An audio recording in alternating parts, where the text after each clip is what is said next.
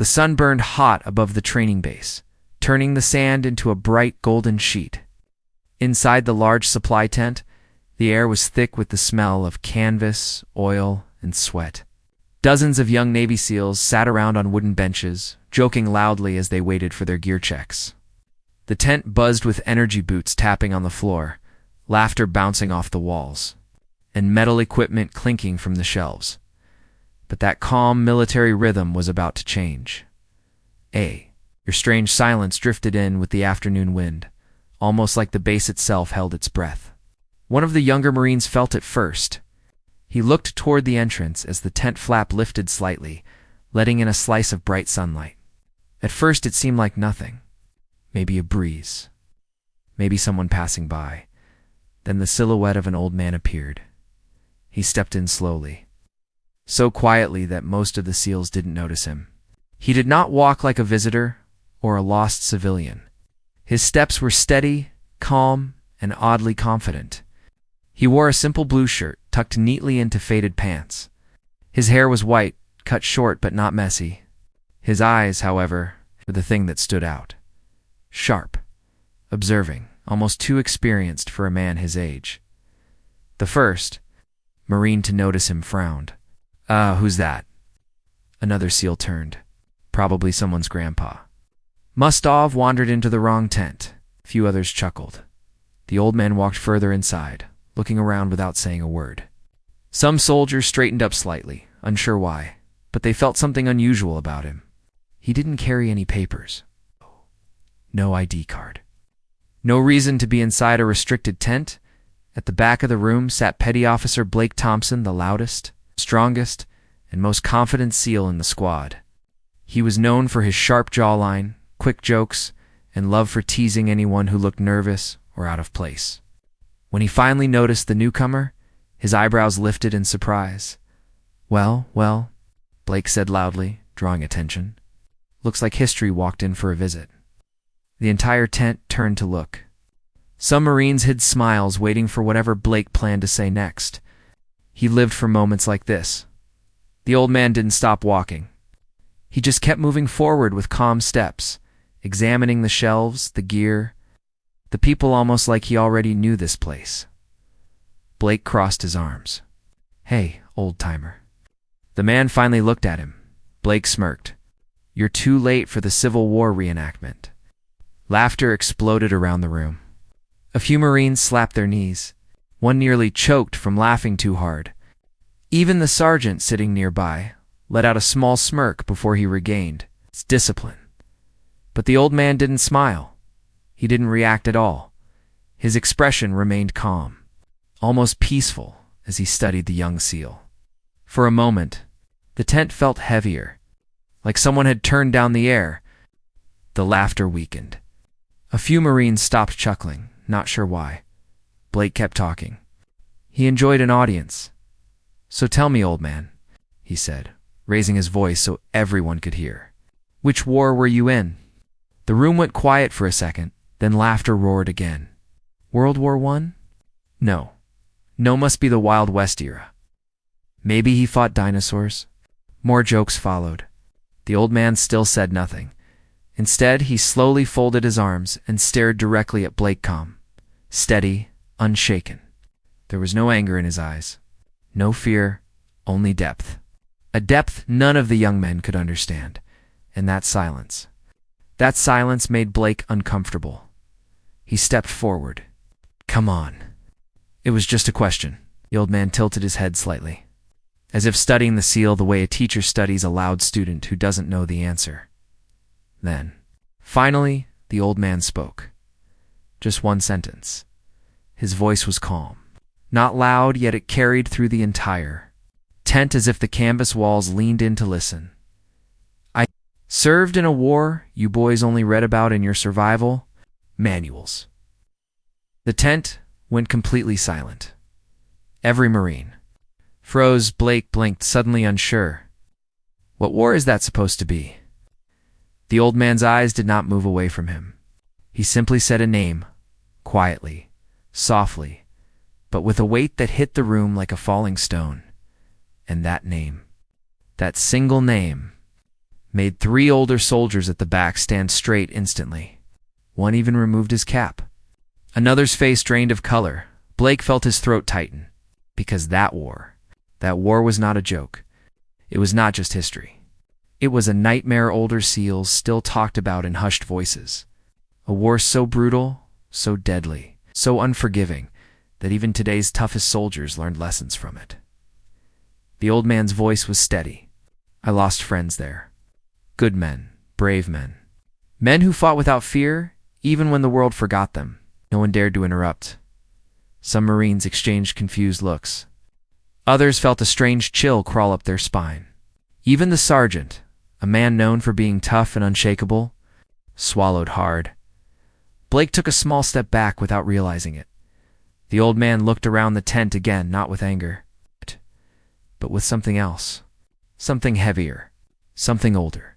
He looked at the young soldiers as if he was measuring them, weighing their courage, their pride, their discipline. He spoke again, this time softer. You ask which war one was in? He paused. But the real question is, why do you think it matters? His words dropped like stones into a silent lake. Every soldier felt the weight of them. Blake could not speak. His mouth opened slightly, but no sound came out. The old man unclasped his hands and slowly walked past him, calm, steady, powerful without raising his voice once. Not a single Marine dared to laugh now. Not a single joke left the room. They all watched him. Eyes wide, confused and curious. Who was he? What was his story? And how did one simple sentence silence a tent full of Navy SEALs? Nobody knew, but every single person wanted to find out. And that is where the real story begins, though. Supply tent stayed frozen long after the old man walked past Petty Officer Blake Thompson. It was as if time itself refused to move. Every Marine in that room felt the air grow heavier, thicker, charged with something they could not understand. Even the buzzing from the lights above seemed quieter.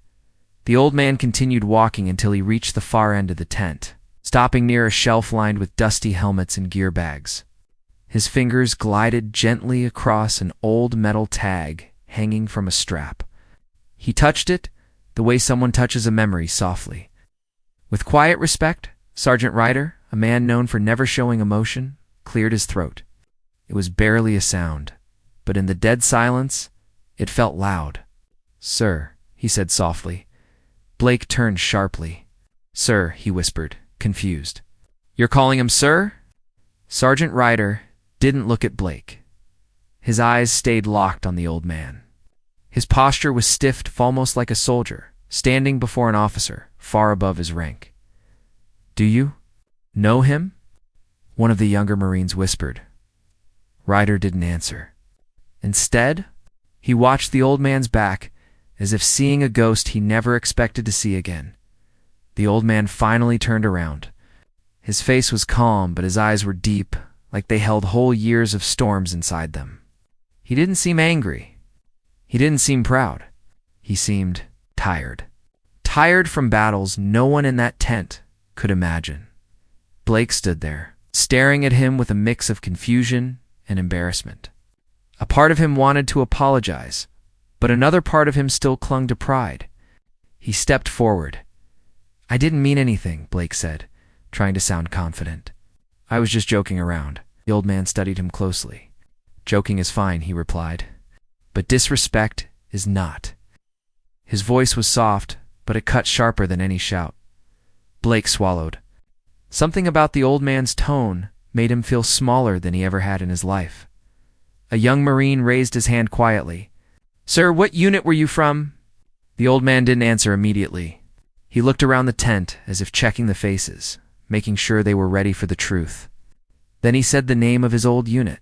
The reaction was instant. 3 older Marines straightened their backs. Someone dropped the clipboard they were holding. Even Sergeant Ryder's jaw tightened. Blake blinked.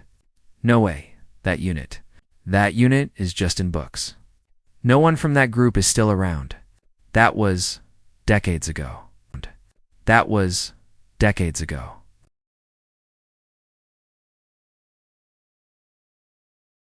The old man smiled sadly. Yes, decades ago. Most of my brothers didn't make it home. The mood shifted. It became heavy, almost painful.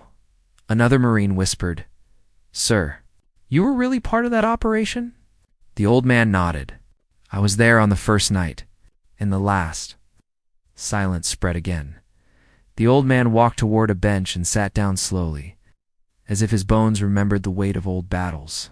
The Marines didn't dare move. They looked at him the way young students look at a teacher who carries truth in every word. He took a deep breath. "You boys train hard. You work together. You push your limits every day. That is good. That is important." He paused. "But let me tell you something. Real war removes all the noise, all the jokes, all the ego." The younger Marines leaned forward, listening closely. The old man continued, "When you are trapped behind enemy lines, when you don't know if sunrise will come for you, you don't think about rank. You don't think about medals.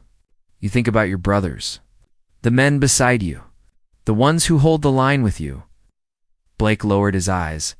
The old man's voice softened even more. "My team was small. We didn't have fancy tech or backup drones. We had maps that were wrong, radios that barely worked, and hope that was thinner than a thread." One Marine asked gently, How did you survive?" The old man looked at him and gave a small, tired smile. "Not because I was strong," he said. "Not because I was brave. I survived because someone else didn't." The words hit the room like a heavy blow. Every SEAL in the tent felt their chest tighten. They had trained for war. They had imagined missions, danger, and sacrifice. But hearing it from a man who lived through the worst, made the reality feel close to close. The old man looked at Blake. "You think age makes a soldier weak?" he asked. "You think white hair means someone has nothing to offer?" Blake opened his mouth, but no words came out. The old man continued, "Age doesn't make us weak. It makes us full. Full of memories, full of lessons, full of ghosts." A chill passed through the tent. The old man stood again and walked toward the exit. But before leaving, he turned back one more time. "You boys wear the uniform with pride. That is good," he said. "But remember this, respect the uniform even when it is not being worn." Blake's face reddened. The old man stopped in front of him. "A soldier is not the clothes he wears. A soldier is the weight he carries inside," Blake finally whispered. "Sir." "I'm sorry." The old man nodded gently. "Good. Now learn from it." He walked toward the tent flap, but before stepping out, he paused and looked over his shoulder. "There's more to my story," he said. The Marines looked at each other. "More," he continued. "If you really wish to know, then listen. Not with your ears, with your heart." And then he stepped outside, letting the sunlight wash over him. Inside the tent, nobody moved. Nobody spoke. Nobody laughed. Blake exhaled shakily. Who was that man?" Sergeant Ryder finally answered, his voice low and full of respect. "Someone you pray you never have to fight beside or against." Every Marine turned toward the tent entrance, waiting for the old man's next move. Next word, next story, they didn't know it yet. But this was only the beginning. The sun outside the supply tent felt hotter than before. But inside, the Marines still felt a cold weight sitting on their chests. The old man had walked out, yet his presence stayed behind like a silent echo. His words hung in the air, heavy and unshakable. Nobody joked. Nobody moved. Nobody wanted to break the moment. Sergeant Ryder stepped forward first. His boots made soft thuds on the ground as he approached the exit flap. He lifted it slightly and looked outside, expecting the old man to be standing there. But the old man was gone. Ryder frowned. "Where did he go?" You just saw him leave," Blake said, confused. "He shouldn't be able to walk that fast." One of the Marines jogged outside and looked around. The sunlight was bright, the ground clear, but there was no sign of the old man anywhere. No footprints in the sand. No shadow. Nothing. He vanished. Someone whispered. Blake felt a shiver run up his spine. He didn't want to admit it, but a small part of him wondered if the old man was even real. Ryder turned back to the squad. Everyone stay here, he ordered. His voice was calm, but his eyes were unsettled. The Marines obeyed, still processing what happened. Blake slowly sat down on a wooden bench. He rubbed his forehead. This doesn't make sense, he muttered. He looked old. He moved slow, but when he talked, Blake shook his head. He didn't sound old at all. The younger Marine, Carter, sat across from him. His eyes were wide, still filled with shock. Blake, he said softly, that war he mentioned. My grandfather told me stories about it. They said the missions were impossible. They said soldiers from that unit were ghosts. Blake looked up. Ghosts? Not real ghosts, Carter corrected, but men who went on missions where nobody survived. They were trained to go deep behind enemy lines and finish the impossible. They were legends. People said those who came back were changed forever. Blake swallowed. You think he's one of them? Carter nodded slowly. Maybe the last one. Another Marine leaned in. What if he came here for a reason? What if he's looking for someone? Or warning someone? The room grew silent again. Before anyone could speak, Sergeant Ryder returned inside. His steps were quick, like he was rushing to hide the worry on his face. Listen up, he said. That man wasn't just a random veteran. He wasn't lost. He didn't wander in by mistake. Blake stood. So who was he? Ryder hesitated. He looked at the faces around him, young, strong, proud, but unprepared for what they were about to hear. Then he spoke in a low, steady voice. His name is Daniel Kraus. The tent remained still. Most of the younger Marines didn't recognize the name. But Blake noticed two older sergeants freeze at the sound of it. One even whispered something under his breath, something that sounded like a prayer. Carter spoke first. Daniel Kraus. Sir, that can't be. He's a legend. He's a story. They say he died years ago. Ryder shook his head. Stories are born from truth. And that man, that was him. Blake felt his heart hit his ribs. What is he famous for? Really famous for? Ryder exhaled as if he carried the story inside him for many years. Kraus was part of a team called Iron Shadow. Several Marines gasped. Blake frowned. Iron Shadow. I've heard that name. Those missions were classified. Even instructors don't talk about them. They don't talk, Ryder said carefully, because those missions were the kind that break the human mind. Missions with no rescue plan. Missions where the team had to disappear into enemy territory for weeks with nothing but knives. Old radios and maps drawn by hand. Ryder looked at the ground for a moment. Remembering something painful, Kraus survived the worst mission of all, he continued. The Lost Valley operation. One Marine whispered, I heard only one soldier came back. Yes, Ryder said. One soldier. Everyone else didn't make it. The Marines stared at him in shock, and that one survivor Ryder whispered was Daniel Kraus. Blake felt his mouth go dry. So he really lost his whole team? Ryder nodded. He carried their dog tags home. All of them. Alone. Carter lowered his head. Sir, why would a man like that come here? To a supply tent? To us? Ryder looked around the tent. Kraus never appears without purpose. If he walked in here, then he saw something in you boys. Something he didn't like. Something dangerous. Blake felt his stomach twist. He knew exactly what that something was. Arrogance. The old man had seen it in him instantly. Ryder continued. Kraus always said, one thing, pride kills faster than bullets. Blake sat down slowly. The weight of shame pressed on him like a heavy pack. The younger Marines watched him silently, waiting to see what he would do. After a long moment, Blake whispered, I need to find him. Ryder looked up sharply. You won't find him unless he wants to be found. But I have to try, Blake insisted. I owe him an apology. A real one. Ryder studied him for a few long seconds. Blake expected a refusal. Instead, Ryder nodded once. Fine, he said. But you won't go alone. Carter stood up immediately. I'll go with him, sir. Another Marine joined. Me too. Soon, half the squad stood ready. Ryder raised a hand. Calm down. Only 3 of you will go. Blake, Carter, and Mason. Mason, the quietest Marine, nodded firmly. Mason, the quietest Marine, nodded firmly. Blake's heart pounded as he grabbed his canteen. The old man had walked out of the tent just minutes ago. He couldn't be far. They could still reach him. Ryder stepped closer to Blake and put a hand on his shoulder. Blake, he said quietly, Cross isn't just a veteran. He's a man who carries ghosts. Treat him with absolute respect. And if he shares his story with you, Ryder paused. Listen, don't speak. Don't interrupt, Blake nodded. The 3 Marines stepped out into the harsh afternoon light, eyes sharp, searching for the old man with the calm eyes and heavy past. None of them noticed on a distant hill. Under the shadow of a rusted water tower, a figure stood watching them, Daniel Cross, his posture straight, his eyes distant, as if he was waiting for them to come, and he was. The supply tent was strangely quiet that evening. Outside, the wind moved through the desert like a slow whisper, carrying sand across the empty camp.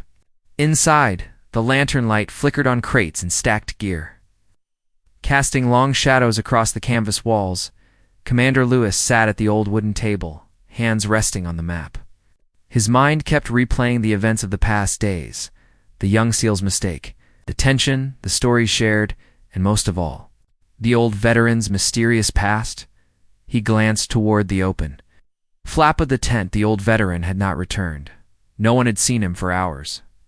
Something felt wrong. Captain Reyes stepped inside, brushing sand off his uniform. Sir, the patrol came back. They said the old man wasn't with them. Lewis frowned. He told me he was going to take a short walk. That was almost 4 hours ago. Reyes hesitated before speaking again. Sir, there's more. Lewis slowly looked up. The patrol said they found footprints outside the perimeter. Only one set. His set. Lewis stood quickly. He knows better than to walk alone at night. Especially out there. Reyes nodded. Exactly. But the tracks go toward the old ridge. The place where the locals say no one should walk after dark.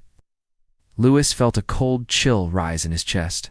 That ridge was a dangerous place, steep, unstable, and often used by smugglers. No unarmed man walked there without a reason. Get the team, Lewis ordered. We're going after him. Within minutes, the tent filled with movement. Young soldiers grabbed gear, checked flashlights, loaded radios, and strapped on boots. But something about the atmosphere felt different tonight. Tight, sharp, uneasy as they prepared. The young SEAL, the same one who once mocked the old veteran, walked in with worry written on his face. Commander said quietly. I think I know why he went out there. Lewis stopped. Why? The SEAL swallowed. Earlier today, he told me something. He said he heard something last night, something only he recognized. What did he hear? A code. Lewis froze. A code? The SEAL nodded shakily. A distress code. From a mission that was classified for more than 30 years. The entire tent fell silent. Even the wind seemed to stop at the flap. The old man had been out of active service for decades. No one, absolutely no one, should still know that code. Lewis narrowed his eyes. Are you telling me he heard something that shouldn't exist anymore? Yes, sir. And he said only one enemy unit ever used it. The same unit that ambushed his team long ago. The unit everyone believed was gone. Reyes stepped closer. So you're saying, I'm saying, the young SEAL interrupted, voice trembling, that the old man didn't go for a walk. He went to face something. Something from his past. Something dangerous. Heavy silence settled over them. Every soldier could feel it, the kind of silence before lightning strikes. Before the sky breaks. Before the storm comes.